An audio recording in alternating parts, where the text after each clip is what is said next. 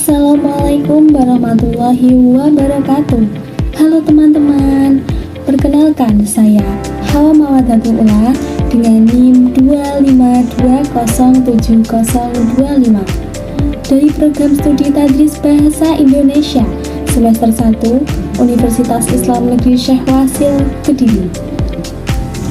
Video ini saya buat untuk memenuhi tugas mata kuliah pengantar linguistik dengan dosen pengampu Bapak Dr. Iwan Marwan, Magister Humaniora. Linguistik adalah ilmu yang mempelajari tentang bahasa secara ilmiah dari berbagai aspek. Pembagiannya meliputi fonologi, morfologi, sintaksis, semantik, pragmatik, fonetik, sosiolinguistik, psikolinguistik, antropolinguistik, dan neurolinguistik. Pada video ini, saya akan membahas tentang sosiolinguistik. Apakah sosiolinguistik itu? Agar lebih jelas lagi, marilah simak video ini sampai selesai.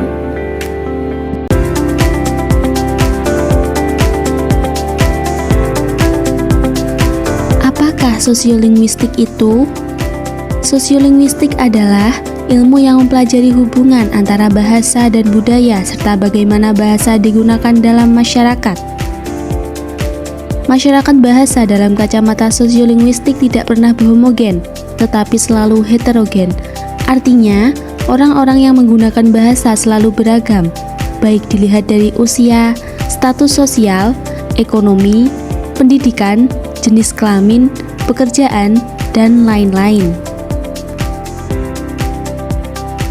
Adapun faktor penyebab sosiolinguistik diantaranya yaitu: pertama, faktor sosial, berhubungan dengan kelas sosial, pendidikan, pekerjaan, dan status ekonomi.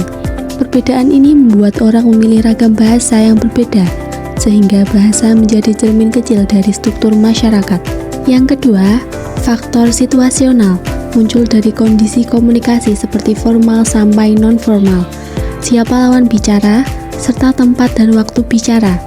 Bahasa berubah mengikuti suasana, seakan penutur mengenakan kostum, bahasa yang sesuai dengan konteks. Ketiga, faktor budaya, memengaruhi bahasa melalui nilai, norma, dan tradisi yang hidup dalam komunitas. Sapaan, gaya hormat, dan pilihan kata sering lahir dari kebiasaan kultural yang diwariskan. Selanjutnya, keempat ada faktor demografis, menyangkut usia, jenis kelamin, etnis, dan mobilitas penduduk. Setiap kelompok membawa ciri bahasanya sendiri, sehingga perbedaan latar penutur berpengaruh pada variasi bahasa. Kelima, faktor teknologi dan media, menghadirkan bentuk bahasa baru dari internet, media sosial, dan komunikasi digital. Munculnya singkatan, gaya chatting, hingga bahasa gaul online memperkaya variasi tutur. Dan yang terakhir, faktor kontak antar bahasa terjadi ketika dua komunitas berinteraksi, sehingga memunculkan campur kode, alih kode, peminjaman kosakata, atau bahkan dialek baru. Pertemuan ini membuat bahasa terus tumbuh dan berubah. Berikut beberapa contoh penggunaan sosiolinguistik. Yang pertama, variasi dialek. Orang Jawa Tengah mengatakan mangan, orang Jawa Timur mengatakan mam, orang Jakarta mengatakan makan. Satu makna tetapi banyak suara. Kedua, pergeseran bahasa. Generasi muda di kota besar jarang memakai bahasa daerah karena lebih sering berinteraksi dengan bahasa Indonesia atau Inggris. Ada berbagai macam manfaat sosiolinguistik, diantaranya yaitu memahami variasi bahasa, membantu komunikasi yang lebih tepat, mendukung pendidikan, mencegah konflik bahasa, dan melestarikan bahasa dan budaya.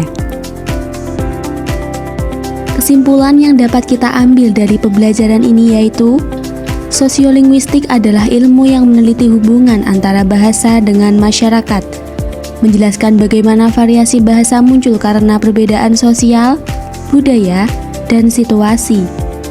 Melalui sosiolinguistik, kita memahami bagaimana variasi bahasa muncul, mengapa orang berbicara berbeda dalam konteks tertentu, dan bagaimana bahasa berkembang seiring perubahan sosial.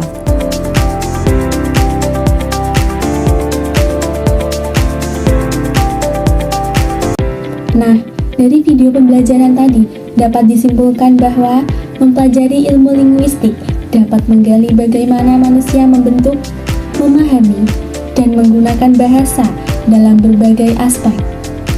Sosiolinguistik mengajarkan kita bahwa perbedaan cara bicara bukanlah halangan, melainkan suatu kekayaan bahasa yang seharusnya kita lestarikan. Sekian dari saya. Wassalamualaikum warahmatullahi wabarakatuh.